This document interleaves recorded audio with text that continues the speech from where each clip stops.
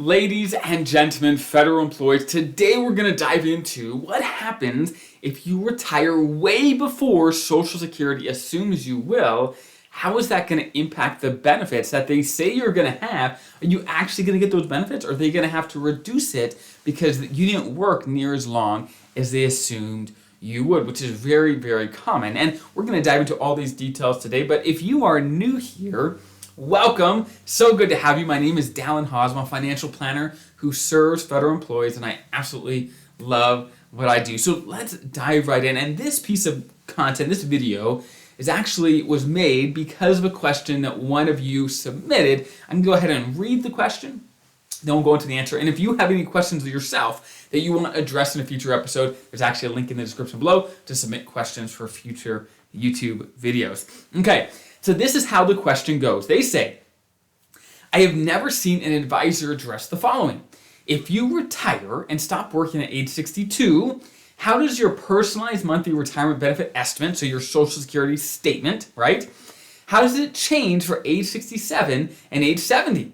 The Social Security statement declares that estimates are based upon your earnings to date and assume you continue to earn that same amount per year until you start your benefits. This could be a huge factor in planning. This is a fantastic question. So for those that didn't catch the essence of the question, this is it.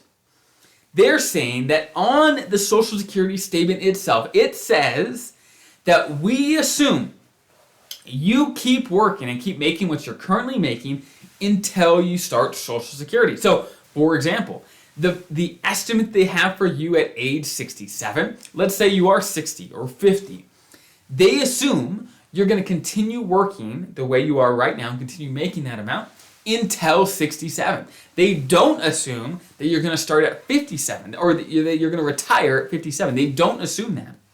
They assume you're going to continue working till when you start your Social Security benefits. So what happens if you retire before when they assume, right? Maybe you're going to take benefits at 67, but you're going to retire at 60 or 57 or 62.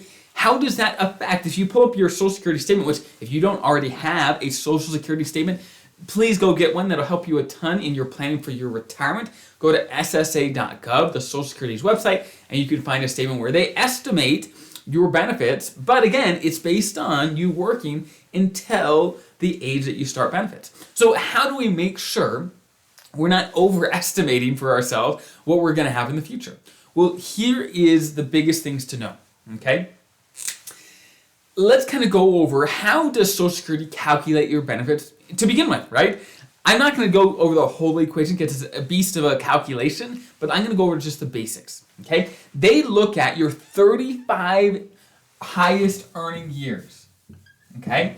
They look at the highest years of your career, the 35 highest years of your career, and those incomes for those years go into the equation, okay?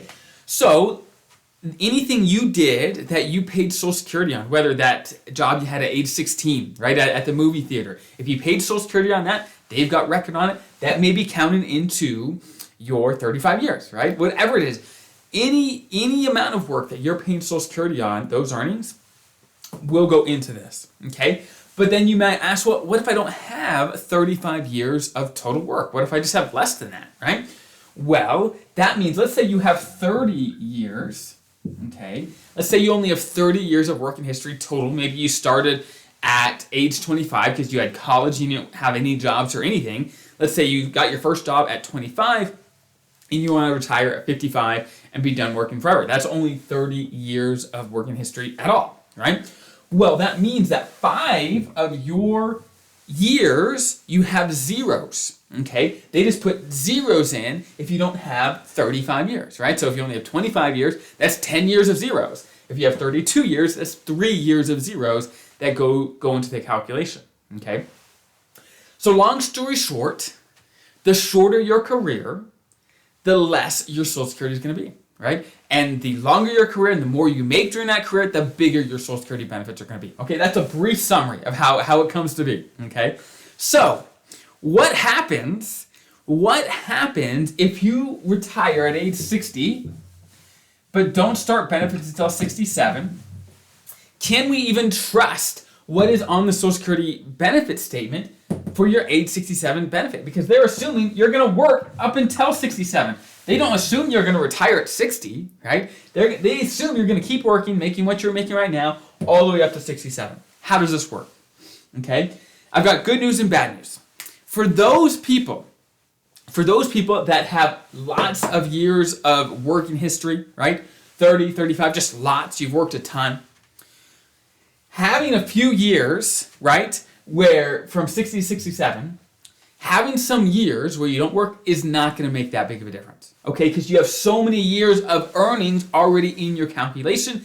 The odds of it making a big difference in this situation, let's say retiring at 60 and not taking benefits until 67, is quite low, okay? It's not going to make a big difference. It'll maybe move your benefits by $10, or I'm just guesstimating, okay? It's not going to make a huge difference.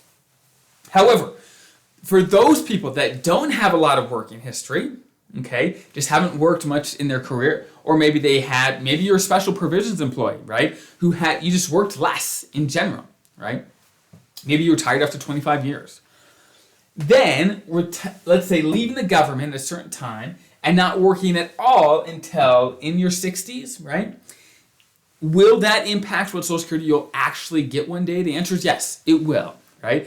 And we don't know exactly how much the impact will be. Again, odds are if you've worked a full federal career, it's not going to be a very big impact, but it'll be an impact. It will change your benefits. And there's different calculators online you can use to try to figure this out.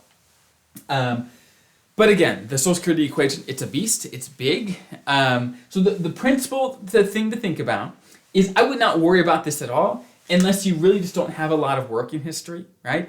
And you're planning to retire early and not take benefits for a long time. Then I would still trust your Social Security statement. I don't think you have to be super wary of it. But again, just know what assumptions they are assuming, right? They're assuming you can keep working what you're doing right now and making what you're making right now up until when you start Social Security. That is what the statement assumes. And those are the things to consider, okay?